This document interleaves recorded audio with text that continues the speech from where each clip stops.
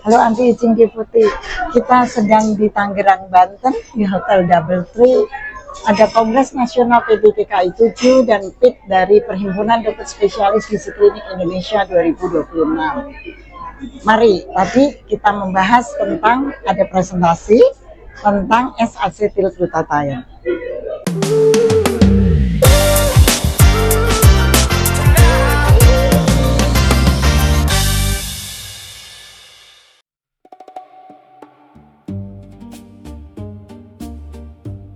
Ya, jadi sebetulnya dia adalah master karena dia adalah mother dari antioksidan.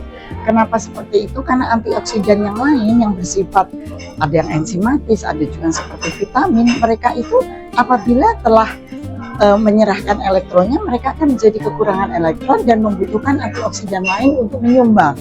Sedangkan si glutathione ini dapat sendiri merecycle alur dari pemberian elektron dan penerimaannya.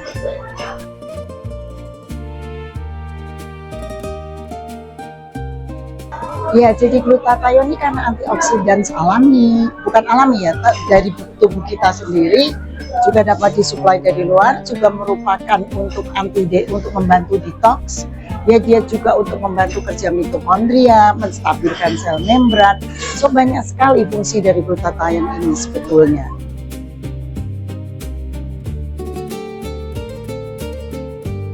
Ya, jadi sebetulnya betul bahwa glutathione dapat mengurangi melasma karena studi-studinya ada, namun jangan diberikan secara intravenous, ya di situ karena itu tidak secara evidence tidak boleh untuk kegunaan itu dan tentunya banyak side effect yang sebaiknya jangan dilakukan.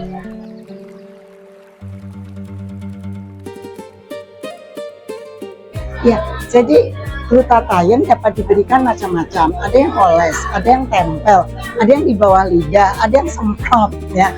Ada yang infus yang tadi saya sudah bahas sebaiknya jangan, ada yang oral. Tapi oral ini pun berbeda-beda jenisnya.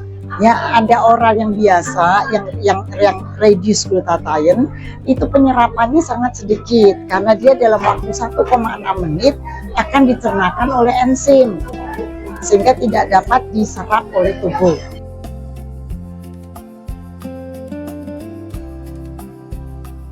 Iya, jadi glutathione infus diberikan pada penyakit-penyakit tertentu yang memang merupakan indikasi, tetapi tidak untuk kepingin putih.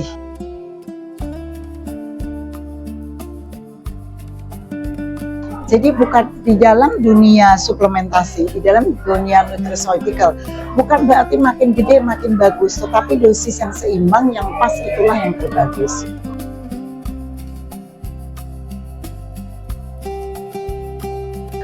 Nggak bisa ya, karena beda fungsi. Glutathione ini merubah melanin ya, satu warna kulit di badan kita yang menjadi yang lebih putih. Ya, tetapi bukan berarti dia menghindari pencegahan dari kerusakan karena matahari, nggak sama ya.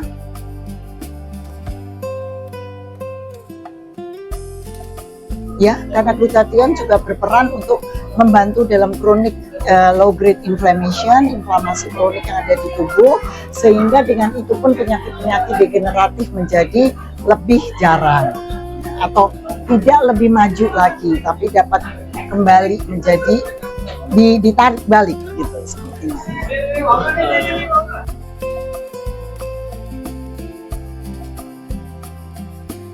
Iya, jadi sebetulnya makanan itu banyak, berbagai macam sayuran mulai dari ketimun, brokoli, segala macam ya, dan juga tentu yang protein hewani ya, ada udang, ada ikan, ada daging, ada semuanya karena glutathione ini sangat banyak sumbernya.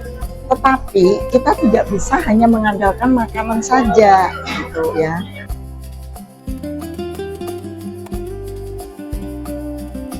Semua hal-hal yang menyebabkan stres oksidatif yang berkepanjangan, yang adalah merupakan chronic low grade inflammation, tentu akan merangsang kekurangan dari glutathione ini, sehingga pool dari glutathione di dalam tubuh itu akan berkurang.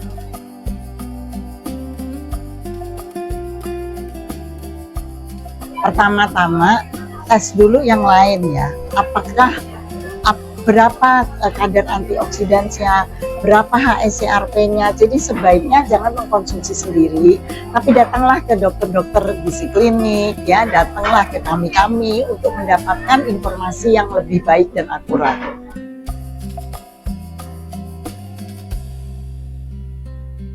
Jadi gini, kedua-duanya tuh dapat dilakukan dengan baik, karena glutathione itu bukanlah obat pemutih atau obat cantik atau obat kosmetik, tidak, dia adalah adjunct. Jadi adalah kelengkapan. Jadi apa yang sudah kita lakukan sehari-hari dengan lebih baik, misalnya mengurangi stres, cukup tidur, olahraga yang betul, makan dengan gizi yang baik, ya, dan tentunya hormon yang harus kita koreksi dengan baik, itu tetap harus koridor itu dipertahankan. Sedangkan yang lain, suplemen seperti glutathione adalah merupakan penambahan. Yuk, anti-aging devotee, kalau ada topik-topik keren lainnya yang dapat kita bahas, tolong usul dan tulis di komen. Yang belum subscribe, tolong subscribe, ya. Yang kemudian kalau suka tolong like and share, ya. Saya ada Dr. Maya Suryajaya, saya dokter spesialis gizi klinik yang mendalami di bidang anti-aging, wellness, estetik, dan regeneratif. See you soon in the next episode.